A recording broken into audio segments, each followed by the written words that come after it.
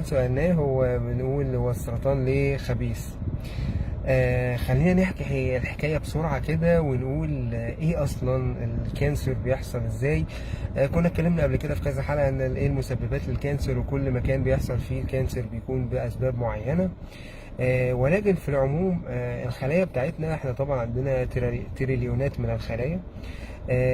خد بالك ان مش الكانسر ده حاجة حصلت فجأة، وهي حاجة حصلت فجأة طبعا، مش بالمعنى المفهوم ان هي وانس يعني بتحصل مرة واحدة، لا. انت عندك خلايا بيحصل فيها طفرات وبيحصل فيها جنان وبيحصل فيها تغيرات يوميا بمعدل كبير جدا كمان، ولكن جسمك بيقدر يتخلص من الخلايا دي. اول ما بيلاقي حصل خلل، الخلية نفسها فيها خط دفاع ان هي اول ما بتلاقي نفسها ان في خلل حصل فيها وان هي هتخرج عن النظام بتدمر نفسها. وده طبعا نظام رباني جميل جدا ربنا خلقه عندنا عشان ندافع عن نفسنا. طب لو الخلية عدت من المرحلة دي وبدأت لا بقى ده كمان النظام التدمير الذاتي ده ما ينفعش، بتبدأ عايزة تتجنن، فيبدأ الخلايا المناعية أو خلايا الجسم تاخد بالها منها وتاخد بالها إن هي خلية عايزة تقوم بحركة غريبة، فتروح وتدمرها عن طريق أجهزة من أجهزة المناعة بتاعتنا. طب لو ده ما حصلش وده ما حصلش والخلية بدأت تخرج عن السيطرة، وبدأت فعلا تبقى عايزة تنقسم وتنقسم وتعمل خلايا غريبة شبهها وكده، هو ده اللي ممكن نبدأ نقول ان ده هيكون ورم او كانسر. حتى برضو بيهيفير الخلايا او تصرف الخلايا بيختلف، اذا كان هي حاجة مالجننت او خبيثة زي ما بيسموها او حاجة بيناين او حميدة. الحميدة بتكبر في مكانها وخلاص وبتكبر لحدود معينة، منهم طبعا ممكن يكبر لأحجام كبيرة زي اللايبوما اللي هو الورم بتاع الورم بتاع الأنسجة الدهنية، ممكن يبقى كبير جدا بس ورم حميد. ولكن ملوش قدرة على الانتشار وملوش قدرة على الاختراق. أما المالجننت زي ما احنا بنوصف في المالجننت اللي هي الخبيثة دي، بيبقى ليها قدرة على الانقسام وقدرة على الاختراق وقدرة على الانتشار، وإن هي تبدأ تروح كمان لأماكن تانية في الجسم غير المكان اللي ظهرت منه. الخلية الطبيعية هي خلية كده الحمد لله ربنا هديها واقفة جنب الخلايا اللي جنبها، وربنا يهديها وما بتعملش حاجه، بتعمل وظيفتها. اذا كانت في الثدي، اذا كانت في البنكرياس، اذا كانت في البلعوم الانفي، في القولون، في اي مكان هي فيه واقفه في مكانها بتعمل وظيفتها اللي ربنا خلقها ليها وخلاص.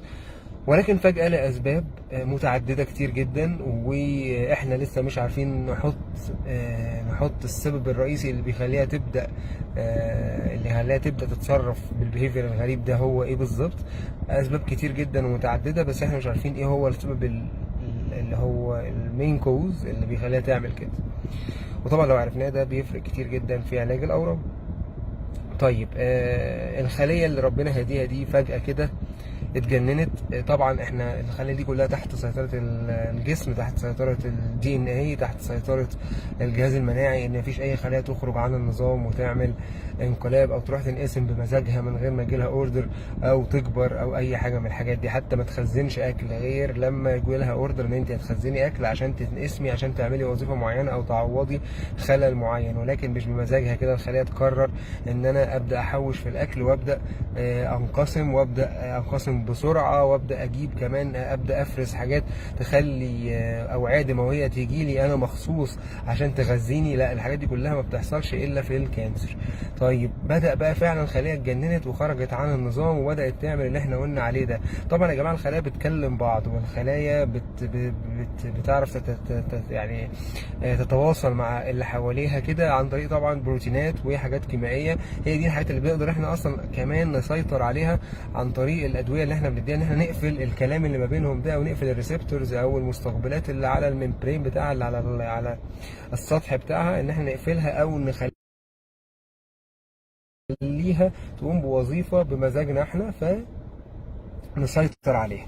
طيب الخلية بدأت تنقسم وبدأت تعمل خلايا شبهها كتير، خلايا غريبة، خلايا بتاكل كتير، خلايا عايزة تعمل كتل وعايزة كمان تخش على الأوعية الدموية تاكلها وتمشي فيها عشان تروح تنتشر تروح في حتت تانية، وعايزة عمال تبعت تقول لهم هاتولي أوعية دموية تغذيني أنا مخصوص، وهكذا.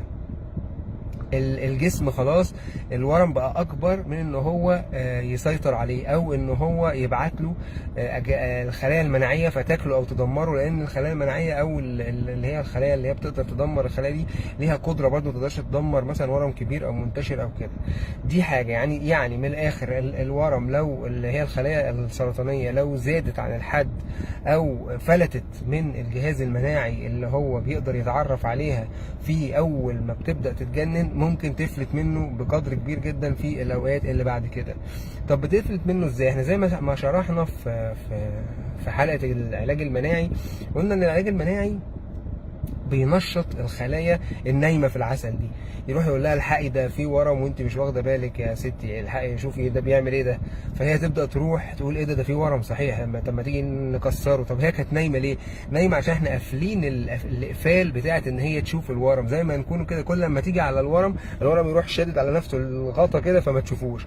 طب شد الغطا ده عباره عن ايه؟ عباره عن بروتينات، هو بيفرز بروتينات بتقفل المستشعرات اللي بتحس السيلز او الخلايا دي ان ده ورم ومش خلايا طبيعيه. زي ما قلنا في حاجه اسمها CTLA4 اللي هي دي بتتقفل، اللي دلوقتي احنا اخترعنا لها دواء بيروح يقفلها بقفل مشابه، فيجي الورم يقفلها يلاقيها مصحصحه وشايفاه وتشوفه ويبدا الجهاز المناعي يدمر فيها. وزي طبعا الPD-1 اللي هو برضو اللي هو دلوقتي اللي هي الادويه الموجوده اللي في السوق الغاليه اللي هي النيفلوماب اللي هي الكيترودا واللي هي الاوبديفو والحاجات دي.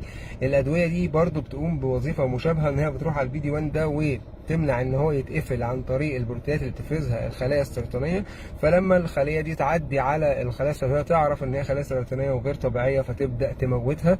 وده فكره العلاج المناعي اللي موجود دلوقتي. طيب عندها ايه تاني الاورام تخلي اللي هي تفلت من الجهاز المناعي؟ بتفرز طبعا قلنا زي ما بنقول بتفرز بروتينات تخلي تثبط جهاز المناعه وتخلي الخلايا بتاعه جهاز المناعه ما تعرفش ان ده ورم وان ده خلايا مش طبيعيه، وان احنا مش عاملين قلق هنا في المكان ولا حاجه، احنا خلايا طبيعيه وزي ما احنا وانت ايه وانت ما تاخديش بالك.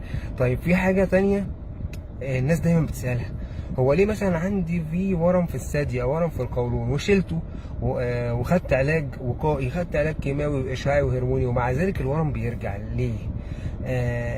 طبعا احنا مش عارفين اكزاكتلي ليه، احنا مش عارفين السبب الرئيسي ليه، لكن من ضمن الاسباب القويه جدا واللي ثبتت يعني بالدليل العلمي ان الورم نفسه بيبقى فيها حاجه اسمها كانسر ستيم سيلز. كانسر ستيم سيلز دي كان في حد في الكومنتس قال المعلومه دي وفعلا عجبني قوي ان هو عارفها، ان هو الخلايا العلاج الكيماوي قلنا بيعرف الخلايا السرطانيه منين؟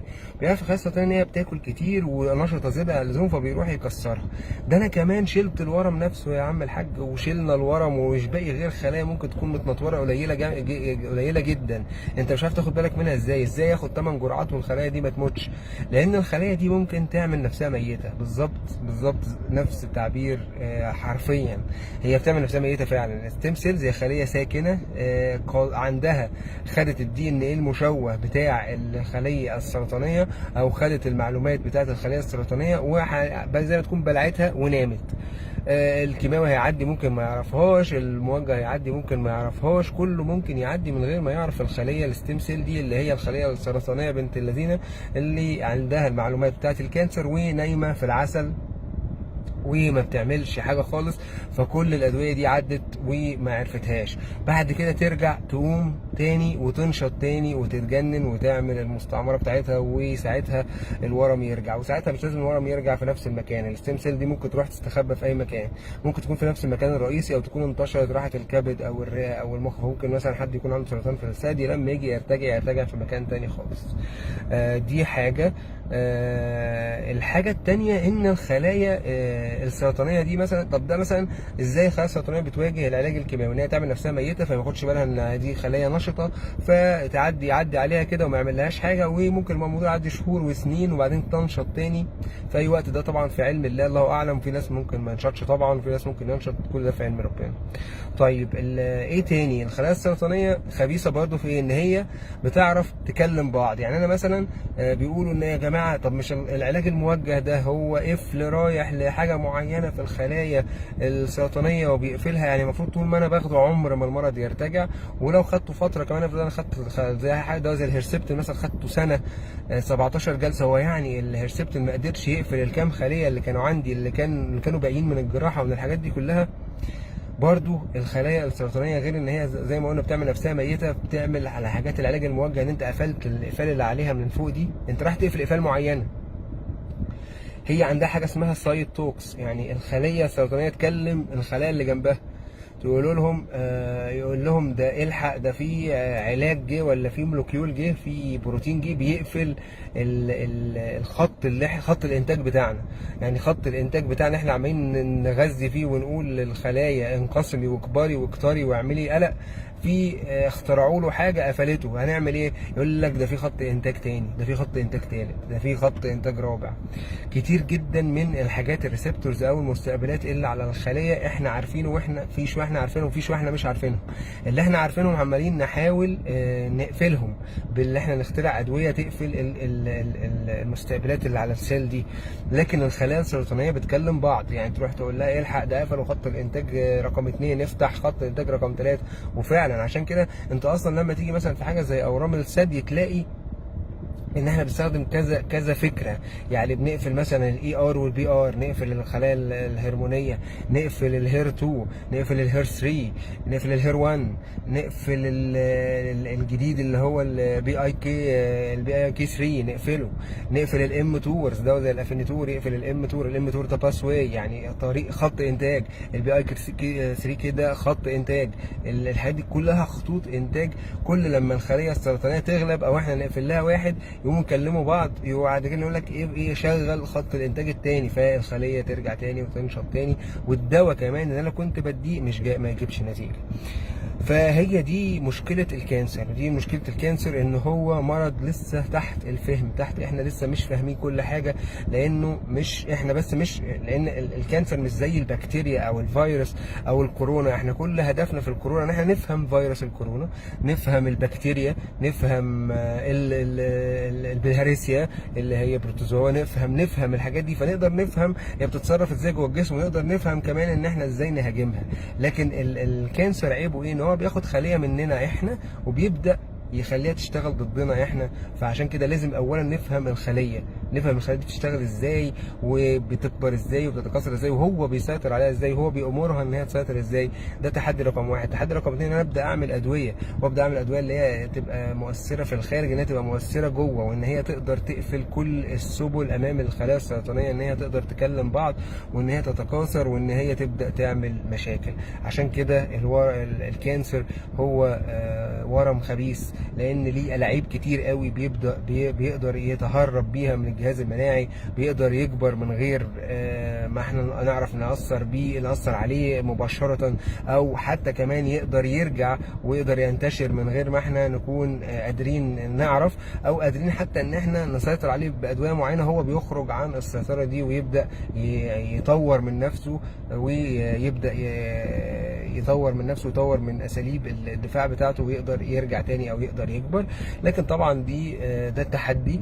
واحنا على طول الناس العلماء بتوع الكانسر والبيولوجي بيحاولوا يكتشفوا كل يوم جديد، ويحاولوا يكتشفوا في الجينات والطفرات الجينيه والادويه الجينيه والادويه اللي بتقدر تهاجم الريسبتورز اللي على الخلايا.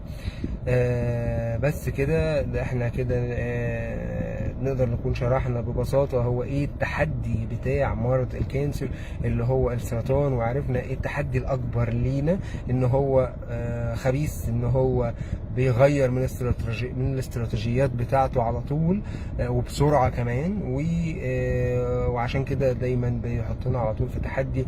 وربنا طبعا هو الشافي وهو القادر على كل شيء، وان شاء الله نقدر نحط حد فاصل للكانسر ونعالجه، كل الناس تتعالج وتبقى زي الفل يا رب ان شاء الله. وربنا يديكم الصحة وطولة العمر، واشوفكم في حلقة جديدة بكرة ان شاء الله.